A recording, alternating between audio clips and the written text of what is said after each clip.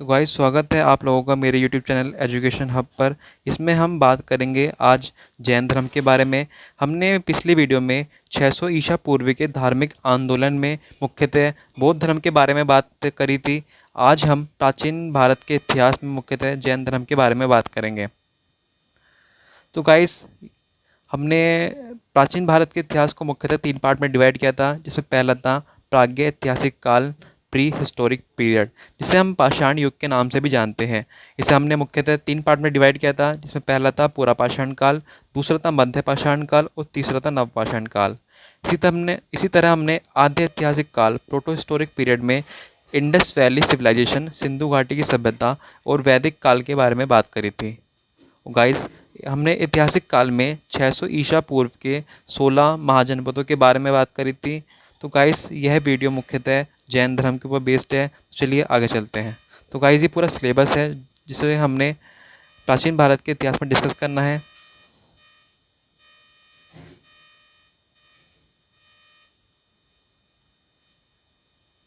तो गाइस ये जैन धर्म के संस्थापक महावीर स्वामी जी है। इस वीडियो में हम मुख्यतः इनके जीवन चरित्र के बारे में तथा इनसे जीवन से जुड़ी सभी घटनाओं के बारे में बात करेंगे। तो चलिए आगे चलते हैं।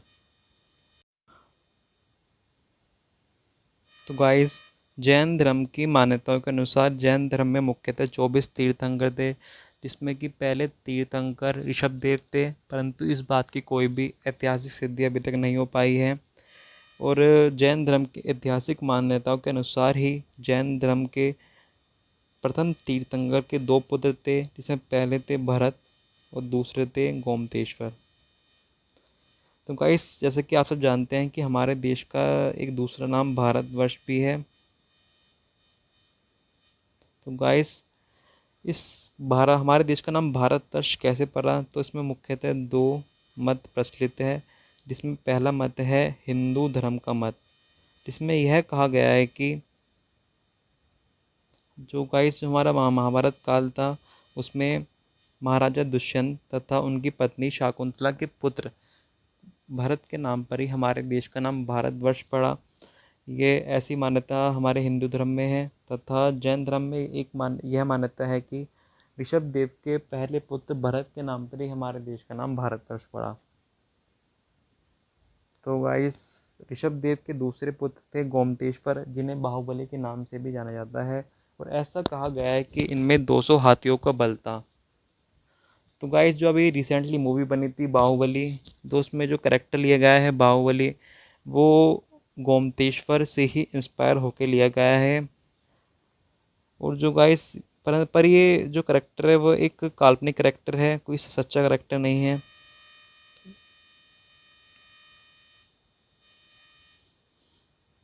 जैन धर्म के 23वें तीर्थंकर थे पार्श्वनाथ, जो लगभग 100 वर्ष तक जीवित रहे थे। गाइस जिस वर्ष इनका जन्म हुआ था, यह वर्ष इतिहास में संवेद वर्ष के नाम से प्रसिद्ध है। और जो संवेद वर्ष है वो महावीर स्वामी के जन्म से 250 वर्ष पहले का समय है।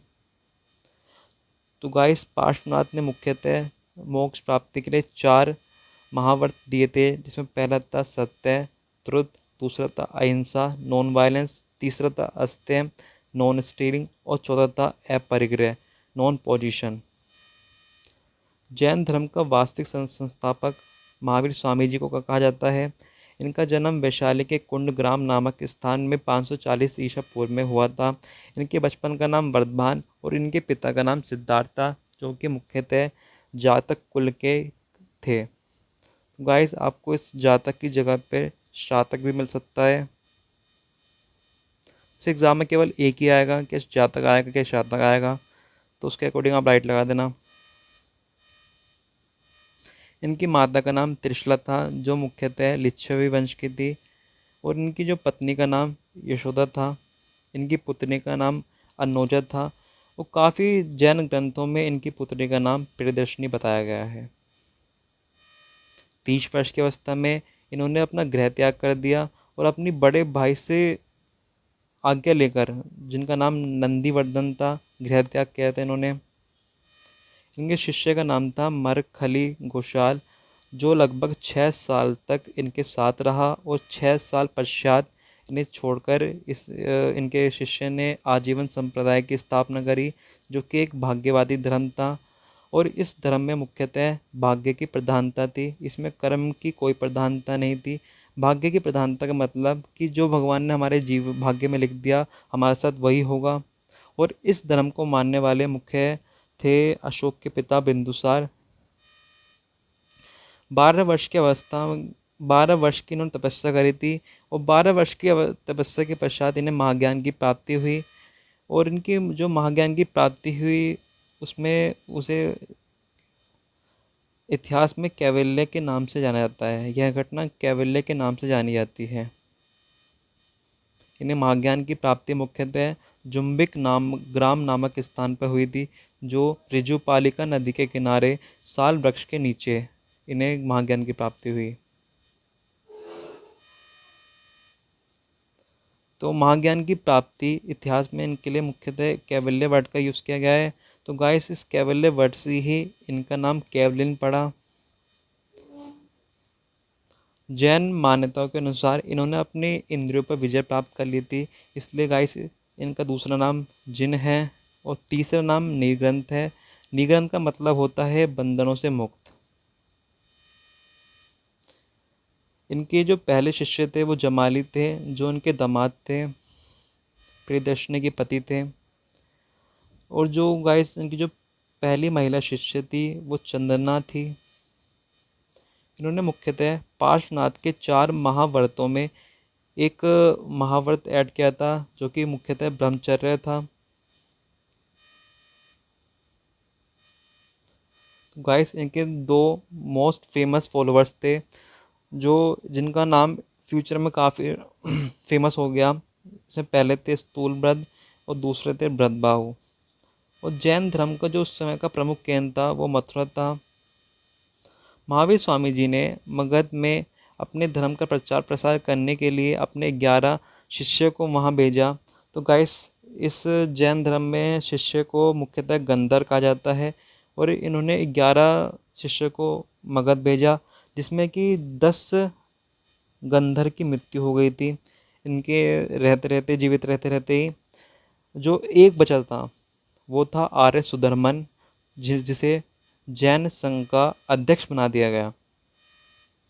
468 ईसा पूर्व में जब महावीर स्वामी जी की मृत्यु पावापुरी में हुई थी, तो इसके पश्चात जो सारी कमांड थी वो गाइस आर्य सुधर्मन के हाथों में आ गई थी जैन धर्म की।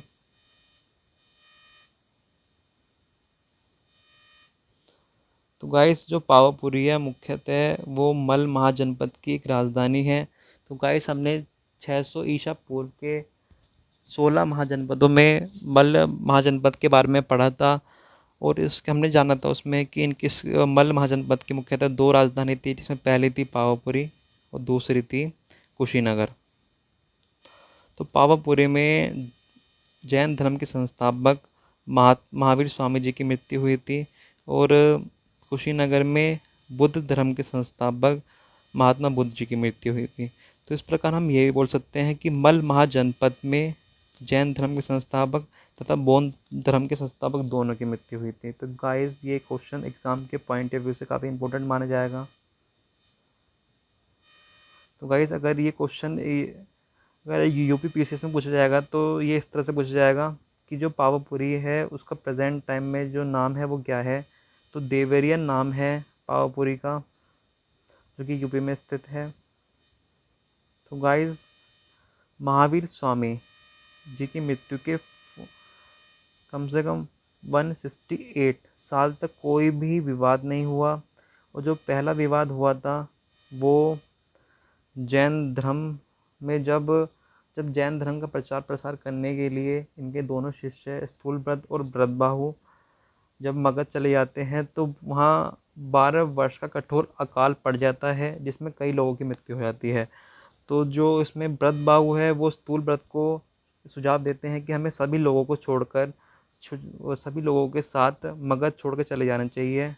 परंतु स्थूलभ्रद इस बात से सहमत नहीं होते और उनका कहना है कि महावीर स्वामी जी की भूमि को वो छोड़ के नहीं जाने के। तो गाइस फिर ब्रतबाहु और स्थूल ब्रत में विवाद चालू हो जाता है और इसका निपटारा करने के लिए प्रथम जैन महासंगति का आयोजन किया जाता है, जो मुख्यतः पाटलिपुत्र में करी जाती है। इसकी जो समय अवधि है वो 300 ईसा पूर्व की है और यह मुख्यतः पाटलिपुत्र में करवाई गई थी। उसे करवाने वाले राजा थे चंद्रगुप्त मौर्य, जो कि मौर्य वंश के थे। यह मौर्य वंश के संस्थापक थे और इन्होंने और जो इस महासंगति का जो अध्यक्षता की थी वो स्थूल ब्रत ने की थी। और इस महासंगति में मुख्यतः एक कार्य किया गया, प्रमुख जो कार्य है वो जैन धर्म को 2 पार्ट में डिवाइड कर दिया गया, जिसमें पहला था श्वेतांबर और दूसरा था दिगंबर। तो स्थूल ब्रत के जो अनुयायी थे वो श्वेतांबर कहलाते थे, जो सफ़ेद वस्त्र धारण करते थे, और जो भद्रभाव के जो अनुयायी थे वो दिगंबर कहलाते थे, जो कि नग्न अवस्था में रहते थे। तो गाइस जो श्वेतांबर है वो मगध में ही रहे थे स्थूल ब्रत के साथ, और जो दिगंबर थे वो भद्रबाहु के अनुयायी थे, वो मुख्यतः कर्नाटक के श्रम बेला गोला नामक स्थान पर चले गए थे। वो मगध का सम्राट बनाकर भद्रबाहु के साथ कर्नाटक के श्रम बेल गोला चला जाता है तथा वहाँ पर दिगंबर धर्म को अपना लेता है। 298 ईसा पूर्व में चंद्रगुप्त मौर्य की मृत्यु संलेखन या संथारा को करने के कारण हो गई थी। संलेखन एक प्रथा होती है मुख्यतः जैन धर्म में। जैन धर्म में क्या होता है कि जो जैन साधु होते हैं, जैन जो भिक्षु होते हैं, मुख्यतः अपने जीवन के अंतिम वर्ष में मोक्ष की प्राप्ति के लिए भोजन को त्याग देते हैं और तथा इनकी मृत्यु भोजन न करने के कारण हो जाती है। तो गाइस अब हम बात करेंगे श्वेतांबर और दिगंबर में अंतर के बारे में। तो श्वेतांबर मुख्यतः महावीर स्वामी को अविवाहित मानते थे, जबकि दिगंबर उन्हें अविवाहित मानते थे। श्वेतांबर मुख्यतः श्वेत वस्त्र धारण करते हैं, जबकि दिगंबर वस्त्रहीन रहते हैं। इसी प्रकार जो 19वें तीर्थंकर थे मल्लीनाथ, श्वेतांबर उन्हें स्त्री मानते हैं, जबकि दिगंबर उन्हें पुरुष मानते हैं। तो गाइस ये जो विवाद है वो अभी भी बना पड़ा है स्त्री पुरुष का। जो द्वितीय जैन महासंगति 513 ईस्वी में हुई थी, यह ईसा मसीह के जन्म के 513 वर्ष पश्चात हुई थी तथा प्रथम बौद्ध संगति के प्रथम जैन संगति के 813 साल के पश्चात हुई थी। तो गाइस जो ये ज़ीरो है, ज़ीरो में मुख्यतः ईसा मसीह का जन्म है, और जो 300 ईसा पूर्व है ये ईसा मसीह के जन्म से 300 वर्ष पूर्व है, और जो 513 ईस्वी है वो ईसा मसीह के जन्म के बाद 513 साल पश्चात का समय है। तो इस प्रकार 513 और 300 के बीच जो गैप बनता है वो 813 का बनता है। तो 813 पश्चात जैन महासंगति, द्वितीय जैन महासंगति का आयोजन किया गया था। तो यह मुख्यतः वल्लभी, जो कि गुजरात में स्थित है, इसका आयोजन वल्लभी में किया गया था और इसे करवाने वाले की जानकारी अभी तक प्राप्त नहीं पाई है, परंतु जैन मान्यताओं के अनुसार इसे करवाने वाले मुख्यतः बादामी के चालुक्य वंश के राजा पुलकेशिन थे। इसी प्रकार जो उसके चेयरमैन थे, जिसने इस महासंगति की अध्यक्षता करी थी, वो देवर्षि श्रमण थे। इसी प्रकार इस महासंगति में मुख्यतः एक कार्य किया गया था कि जैन शिक्षाओं को लिपिबद्ध किया गया था, जबकि पहले मौखिक रूप से ही जो ज्ञान का ट्रांसफ़र एक युग से दूसरे युग तक किया गया था। और जैन धर्म को पढ़ने वाले को हम आगम के नाम से जानते थे। ठीक है, तो गाइस ये मेरी जैन धर्म की वीडियो ख़त्म होती है। तो आपको अगर ये वीडियो पसंद आती है तो वीडियो को लाइक अवश्य कर दें। धन्यवाद।